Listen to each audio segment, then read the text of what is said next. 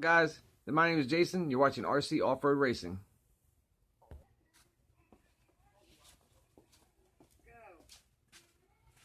All right, hey, what's happening, fellas?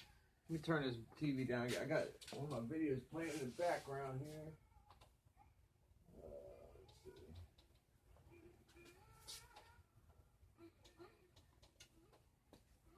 All right, guys. So I know this is a little different. I'm gonna try something a little different, and I guess we'll call this RC vlog. But I just want to talk to you guys about what's been going on the past couple days. With me trying to tune my buggy and get it straightened out, and I've learned something today. I'm gonna share that with you guys. I've always seen posts on a couple RC pages I follow on Facebook, YouTube, the importance of making sure your car is, I'd say, tuned right, but even maintained well is really one of the key things that I've always heard. And and I've tried to keep up with maintenance in a lot of aspects. The differentials, it's always been a big thing with me recently anyway, because the first 7 Eco I had, I had a lot of wear and a lot of issues with the differentials. Probably because I didn't maintain them as often as I should, and change the bearings and things. So that's real important. You want to make sure you have good bearings in the drivetrain for sure. On the 4 corners, it's not quite as important, but it's also definitely very important, because the issues I've been having, recently I did some changes to my buggy. I changed the center diff from 7,000 weight, and I changed the rear diff to from 5,000 weight. I changed it to, I have 7 in the front, so I kept the front the same, and I changed the rear, the center to 5, and the rear to 3, just to kind of free things up a little bit and see what that did. And yesterday I went to the track and I practiced a little bit. I got, because the rain, it's been raining here for like the past week, so the rain stopped for a little while. I thought I'd get out there and kind of see what some of these changes I've done and made, plus the new servo I got. And I gotta say, I was really unhappy with the way it performed. I was, my wife was with me and she was recording my lap times, and the lap times weren't too bad when I could keep it, from flipping over or keep it on the track, but they weren't real great either. But the main problem I was having is my buggy did not have no steering hardly. It wanted to push through all the corners. It didn't want to turn in real hard. It was just, and it was frustrating, because I know that, the last time I remember practicing, it wasn't driving like that. So, also, I have a new steering servo. I was running a Savox SV1271, which I liked a lot, but I could tell that it was kind of lacking in torque. So, that's the first servo I had, the 1271, had failed after about 5 months. So I contacted the customer service department with Savox, and they sent me another one. And within about a minute of me testing that one out, it failed also. It didn't have the same issue, it just stopped working. The first one actually kind of smoked out the side a little bit, and it ended up causing a little bubble. Anyway, something burned up in the bottom of it. So anyway, now after talking to the guy and that one burned up, he's like, well, maybe, you were running it in an 8-scale buggy. Maybe you should have got one with a little more, torque. I'm like, well, I guess maybe you're right. He's like, well, I'll tell you what, we'll send you one in the same family, because they have different, I guess, categories or families of ESCs. This one's a SV1271, which it's a little bit slower latency, than the 1271. The 1273 was 0.065 60 degrees. This one's 0.08 which, you know, it's probably not enough to really even notice. And with this one having 350 ounce inches versus the other one having 222 ounce inches, it's, you know, essentially I don't think it's really much different. So anyway, since I've got this servo, I haven't been able to get my buggy to drive straight. You know, when not putting any steering inputs in it, it would either pull to the left or pull to the right, you know. And that was frustrating the crap out of me.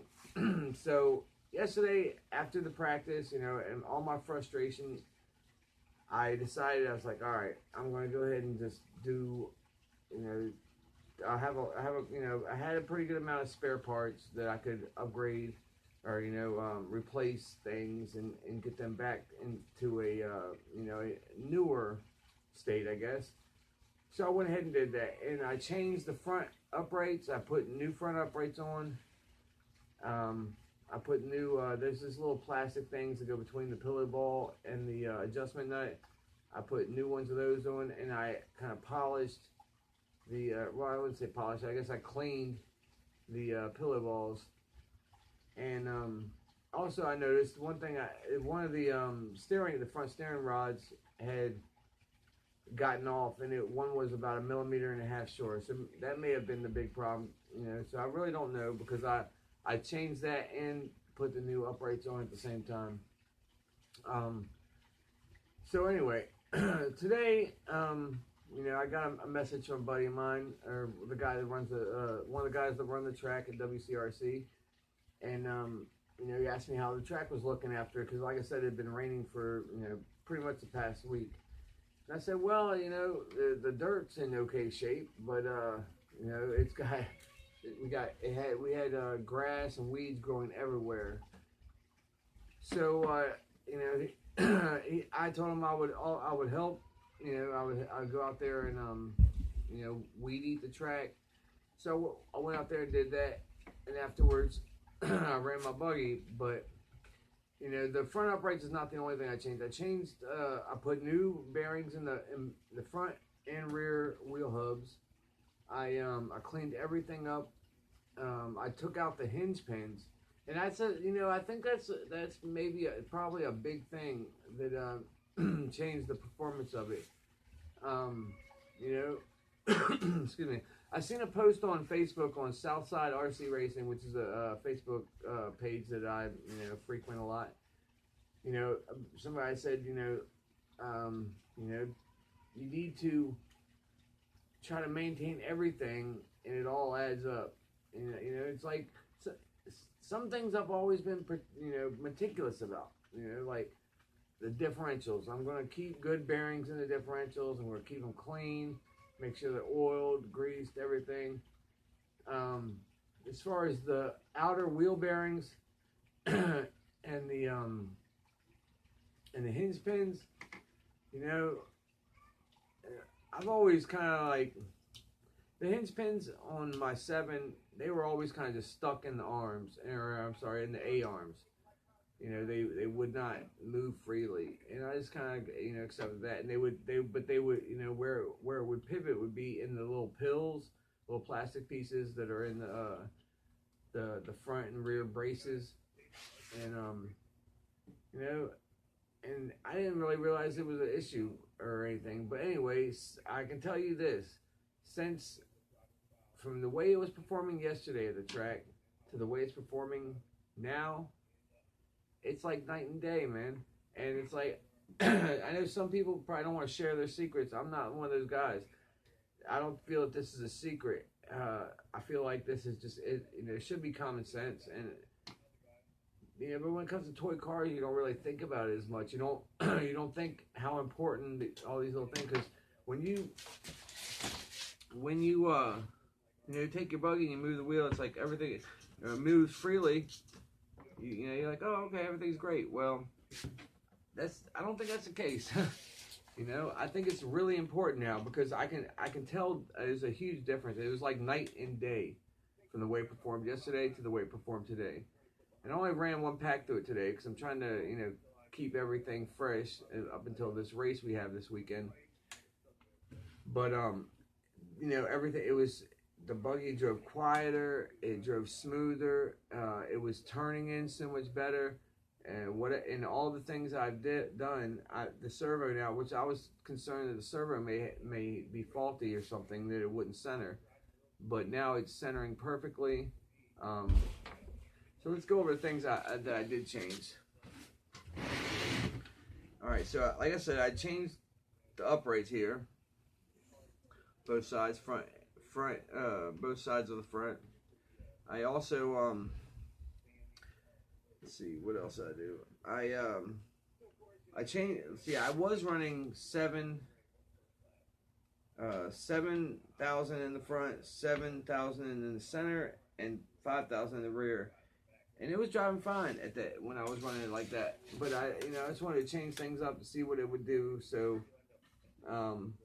so I put 5,000 in the center and 3,000 in the back. Now I've kept the 3,000 in the back just because I want the back to, I want it to be a little more freer, and I feel like it gives me a little better cornering. So, but anyway, I changed the center back to 7,000, and it's like doing all these changes at one time. It's hard to know what I did that really made an impact.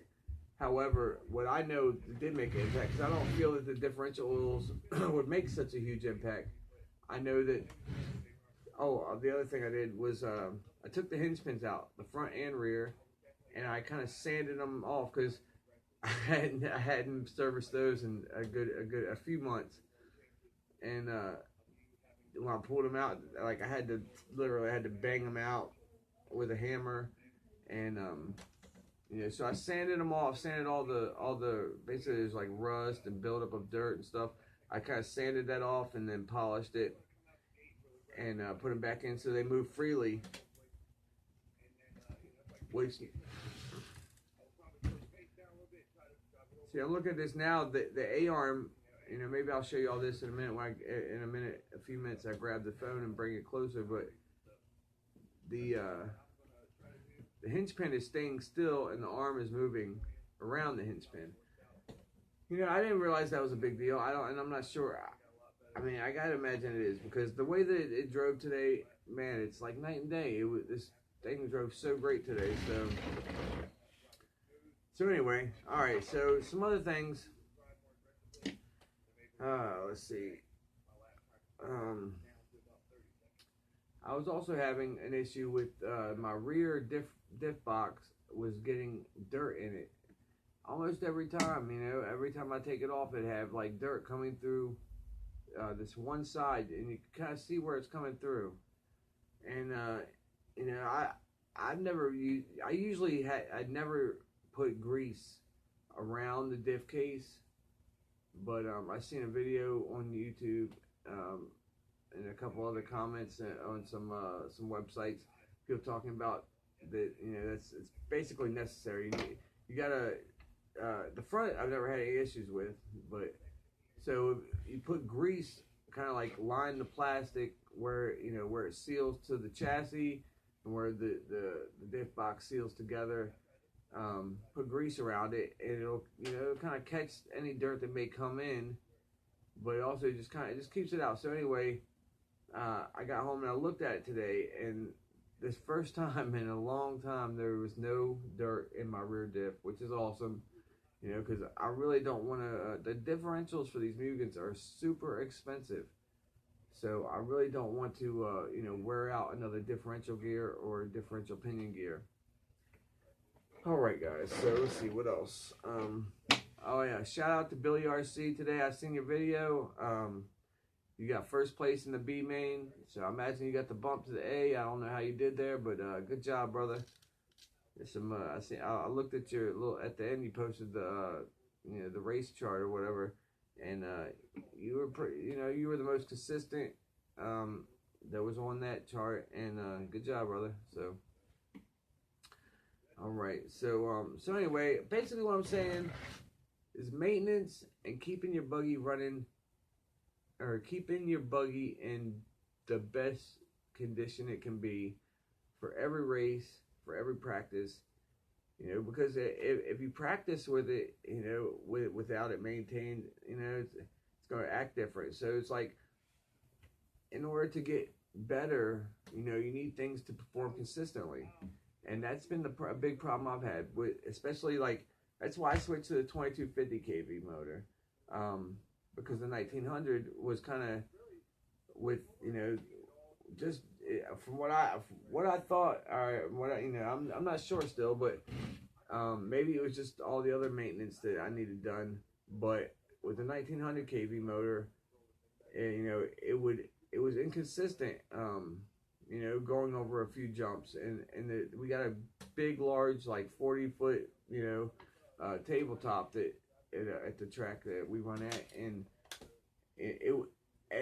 like 8 minutes into a pack, it wouldn't clear the jump the same way. I'd have to either get more throttle or let something. So so I switched to this motor, and while I'm running this one, I run a Sanwa M11X, which I know I need to upgrade. I'll probably get the M12 soon, but I really don't see any issues with it. This thing does good, but so anyway, it has, rather than 0 to 100% for endpoints for throttle, and I think it's got 160 points for steering. But anyway, the 140, so I've toned it back to 100, and it seems to have the same speed. Now I haven't measured it with a GPS or anything like that, but it seems about the same as the 1900 kV in speed, but it's more consistent all the way through the battery pack. So I'm going to stick with the 2250 kV, running it at 100 set on my Sanwa M11X 100%, which is 40 points down from the 140. All right, so these are the two batteries that I run, because this is my battery I run for the mains, and I practice with both of them, and this is the battery I run for the heats. And I'll tell you why. I don't know if it's just, I typically buy cheap LiPos, because they're expensive, and all this stuff's expensive. So, trying to cut corners and save a few bucks, I've gone with these. This one I actually got for free, which I will be buying at least one or two more here real soon, because this has been a great battery. It charges consistently. It's a 5,000 milliamp hour that charges to 5750 every single time, as far as capacity, every time. And each cell balances equally to either, they're usually 4.2004 or 4.2000 is what my my charger will say, which I can't imagine is the most accurate because they weren't very expensive. But so anyway, Awanfi LiPos, can't go wrong. Great batteries. Now this Zop, it's the batteries or the cells are right at the same. They're both, all cells are at 5 milliohms or less resistance on both of these. Now I've had this battery close to a year now. However, this one does not charge up. It does not charge to the capacity that stated. It says it's 4,500. When I first got it, it would charge to like 42 to 43, maybe 44, something like that. Most recently, it's charging about 3,900 milliamp hours. So that's okay. It'll get me through a 5-minute heat, and there's without having no cells with high resistance, it performs consistently up until the last like 1 or 2 minutes, 1 minute. You guys, if any of you guys that run LiPos, you know what I'm talking about. About the last minute is you'll notice a little bit of lag in the power. So anyway, so yeah, I definitely recommend these. Awanfi 5,000 milliamp hour 4S's. Mine charges up to 5,700 milliamp hours every single time. So All right, so let's see. Um, I guess that's pretty much all I got for you guys right now. But I'm gonna start doing more videos like this where I'm in front of the camera and we're just gonna talk about things. How things have been going for me in my racing, and the different products that I'm using, and everything. So right now, I gotta say, my buggy today, I drove it for about 10 minutes. I drove one pack. It wasn't even fully charged because I did a few little testing things after doing all the things I did. But this thing is driving supreme, man. I'm really hoping to have a really good weekend this weekend and have a really good race and do well. Because like I say, like with all the things I've done, it's really satisfying to see the results. Just from using it and testing it, because it's so much different. Everything's quiet, like it runs quieter, it's smoother, it's turning in so much harder and so much better, and it's like night and day. So probably I think one of the big things is keeping your hinge pins clean and making sure that that it can move freely inside the A-arm, rather than the A-arm attaching to it. Essentially. What else have I done? Let me take a look here. Let's see. Yeah, I basically got all brand new bearings. I told you guys when I changed the bearings in the drivetrain a week ago.